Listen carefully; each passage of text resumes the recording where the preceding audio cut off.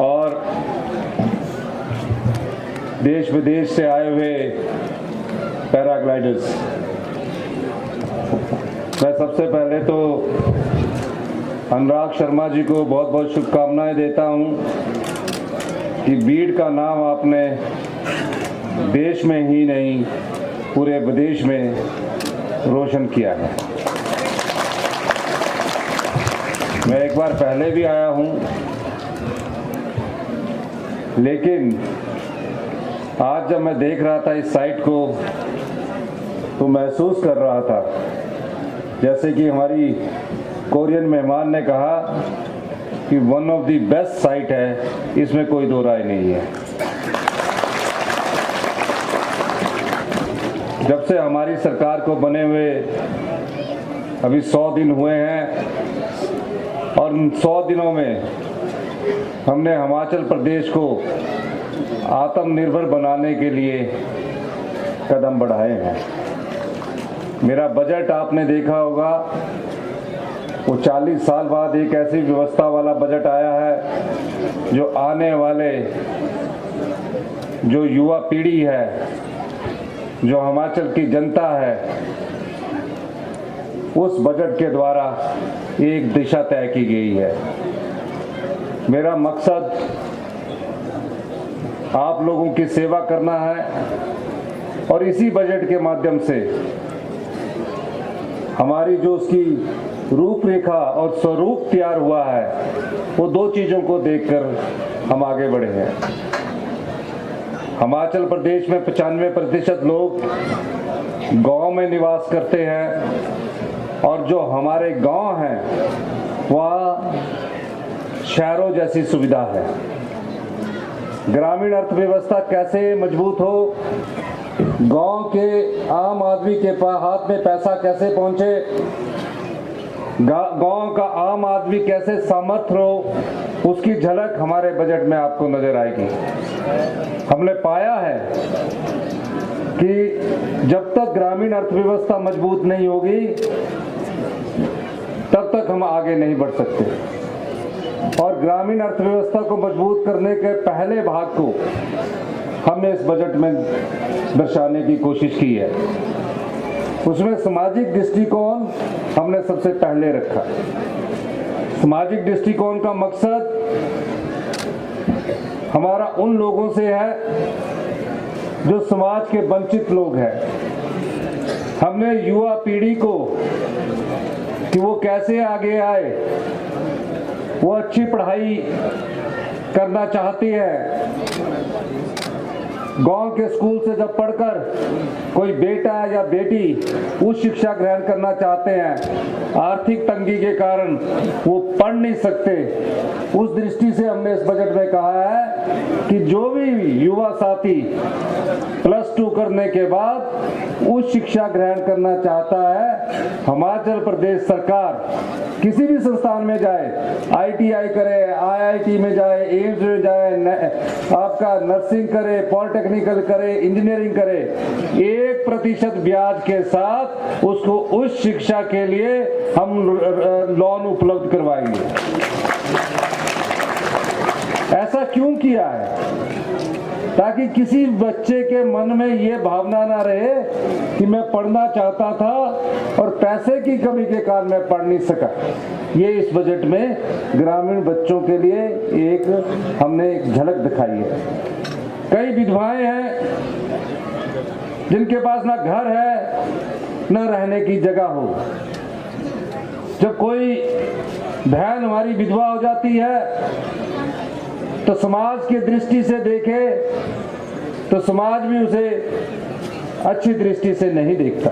हमने कहा पहले चरण में हम 7000 जो विधवाएं हैं, हर एक विधानसभा क्षेत्र में तकरीबन 100 के करीब विधवाओं को घर बनाने के लिए हम पैसा उपलब्ध करवाएंगे और मुफ्त में पानी का कनेक्शन देंगे, इलेक्ट्रिसिटी का कनेक्शन देंगे। किसान छोटे छोटे अपने ग्रुप बनाए और कैसे आगे बढ़े,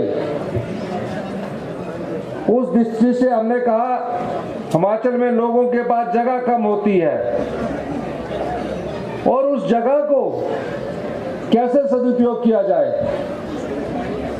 कोई खेत बांधा तो उससे फसल उतनी होती नहीं, लेकिन खेत में किसी के पास अगर 4 बीघे या 8 कनाल जगह है तो वो 250 किलोवाट का सोलर पावर प्रोजेक्ट लगाकर 250 किलोवाट का सोलर पावर प्रोजेक्ट लगाकर 15 लाख रुपया साल का कमा सकता है।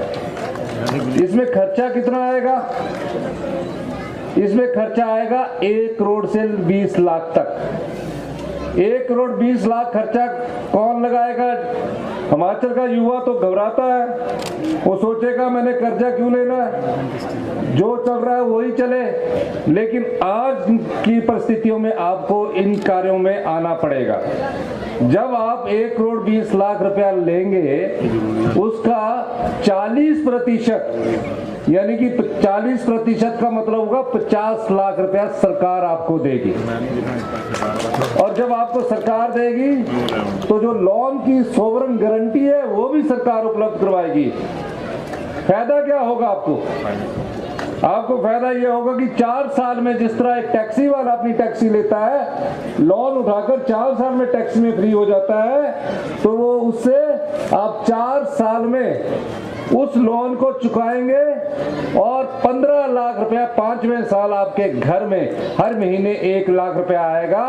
उसमें से 30% सरकार ले लेगी जो आपको सब्सिडी के तौर पर दिया हुआ है। ये योजना हम इस बजट के माध्यम से लाए हैं।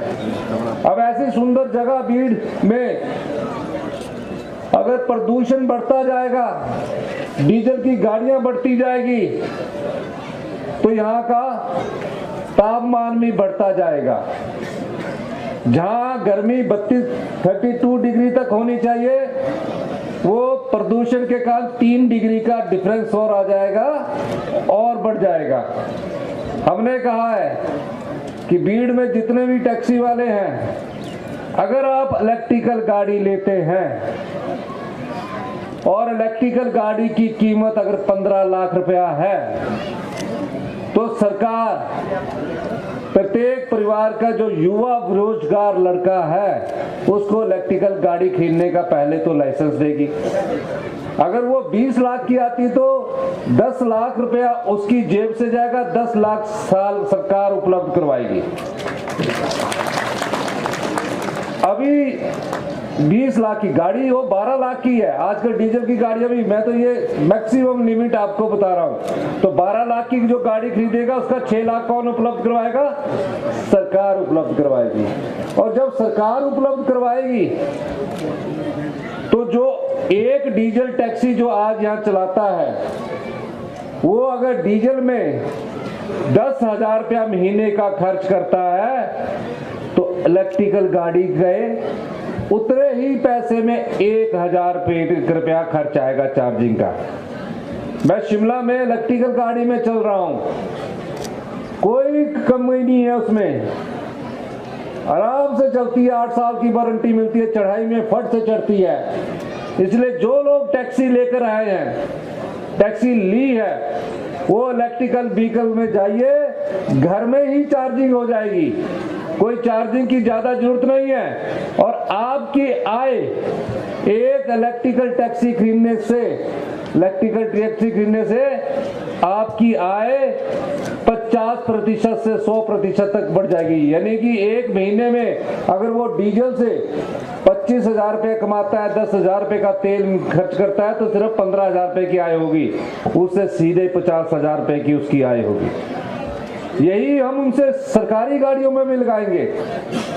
सरकारी गाड़ियों में भी हम इलेक्ट्रिकल लाने जा रहे हैं और आउटसोर्स करने जा रहे हैं। उसकी नीति आने वाले कैबिनेट में हमारे आने वाली और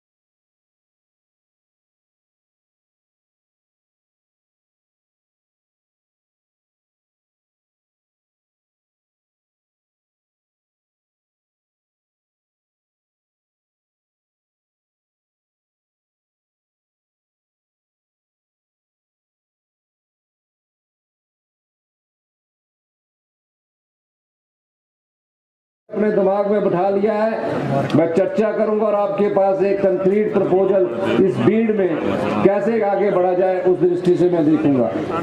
ये भी है कि हमें जब गर्मी का सीजन होता है और सर्दी का सीजन होता है तो किस प्रकार से टूरिस्ट को अट्रैक्ट करना है, किस प्रकार से टूरिस्ट को आगे लाना है, उस दृष्टि से हम एक भीड़ कार्निवल का भी आयोजन आने वाले समय में जो सोचेंगे कि हमने कैसे करना है। भीड़ कार्निवल में पैराग्लाइडिंग भी हो और भी स्पोर्ट्स हो, उस दृष्टि से आगे बढ़ेंगे। दूसरा, इसमें जो जगह है जो आपने कहा है उसको हमारी सरकार एक्वायर करेगी, प्राइवेट जगह को भी एक्वायर करेगी ताकि पैराग्लाइडिंग की जो और एक्टिविटीज है वो ज़्यादा से ज़्यादा यहाँ हो सके। फिर हमारे विधायक किशोरी लाल जी जो CPS है, हमारी पोजीशन ऐसी नहीं है कि हम अभी कोई घोषणाएं कर दें। मैं घोषणा करने से पहले ये चाहता हूं कि हम उसमें पूरी तरह से उसको समझकर और उसका कार्य प्रणाली को स्वरूप देकर आगे बढ़ा जाए।